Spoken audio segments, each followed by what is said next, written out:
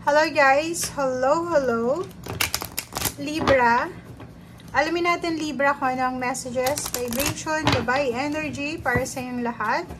At ay general reading so pwede kang makaresonate. Gamitin mo ang iyong intuition sa panunood, Libra. Oops. Okay, Libra. Nakikita ko sa'yo dito, Libra, na wala ka namang ibang masamang intensyon sa iyong buhay, kundi mapabuti ang iyong pamilya. Nakikita ko siya dito na ang gusto mo lang naman is may isaayos yung family life mo.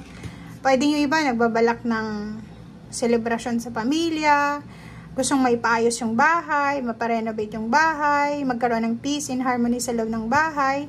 But unfortunately, pwedeng last month or last year, nakaranas ka ng unemployment. Parang ganon. So, may libro dito na parang bumabangon ka. So, this, kasi tapos na to eh. So, this month ng April is parang pagbangon mo to. Pagbangon mo galing doon sa scarcity, sa problema sa pera, problema sa relationship, lalo na sa problema sa pamilya. Kasi ang daming nag-aaway, ang dami-daming mga issues sa pamilya mo. Ang gulo-gulo ng pamilya mo.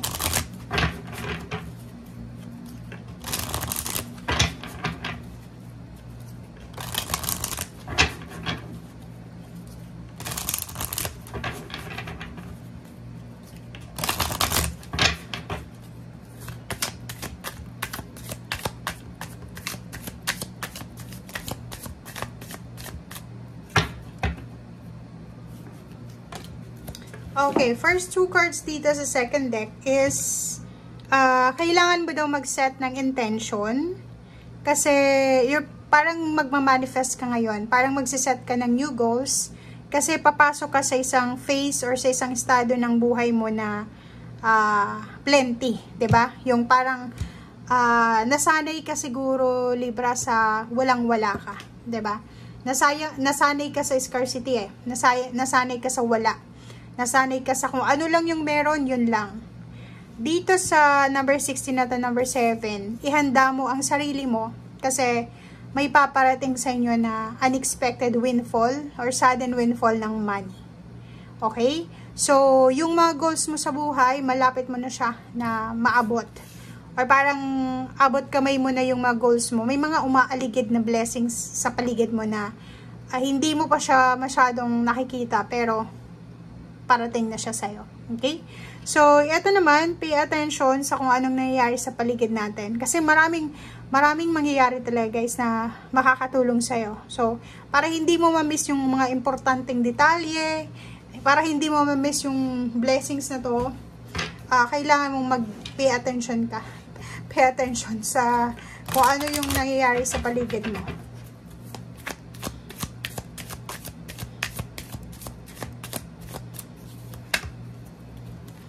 Okay. Sisterhood. Maraming gusto kang suportahan sa kung ano man itong gusto mong mangyari sa buhay mo. Nakikita natin na this April, kailangan mong magkaroon ng time para sa cleansing, detoxification, rejuvenation, pagpapahinga, manifestation, decluttering, grounding, parang ganon. Kailangan mo yan ngayon na April para makuha mo talaga itong mga balita na to. Marami kang messages na matatanggap. Verbal or non-verbal messages. Letter, chat, call, or sa mga tao sa paligid mo. Ang dami-daming mensahe ka na matatanggap. Okay? So, yun yung paghandaan mo.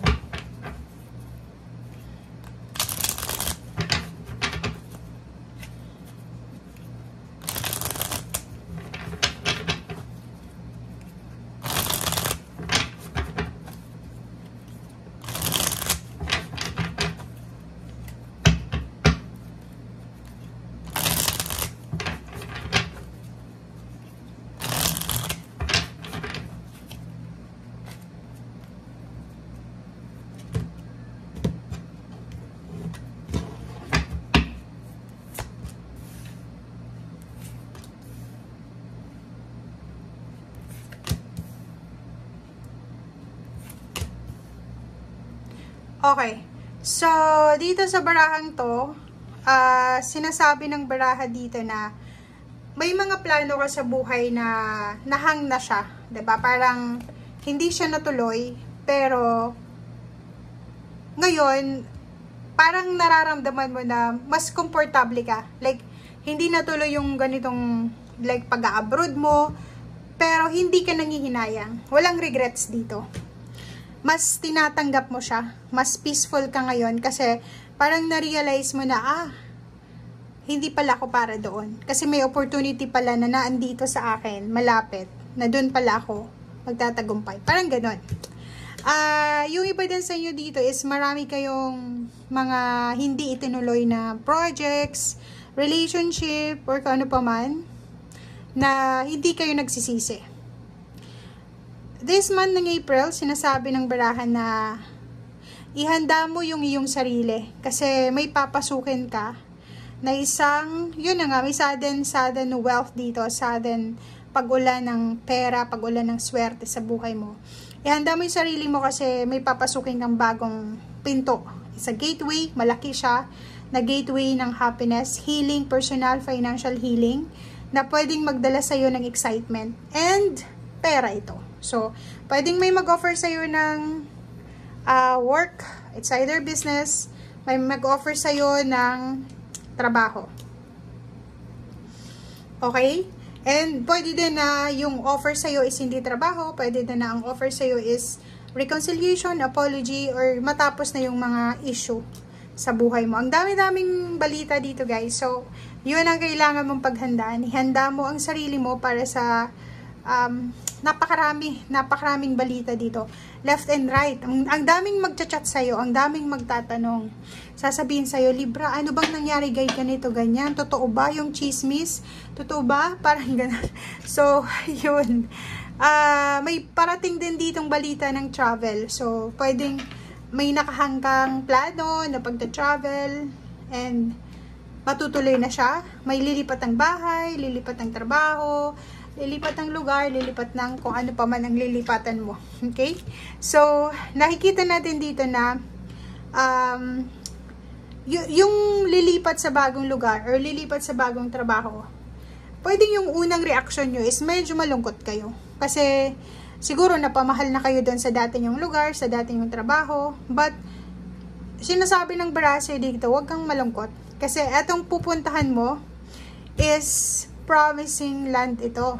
Etong lugar na pupuntahan mo is siya yung magbubukas ng, kumbaga, success sa buhay mo. Ito yung magiging daan. Ito yung magiging parang stepping stone mo papunta doon sa success. Okay? Thank you guys. Bye!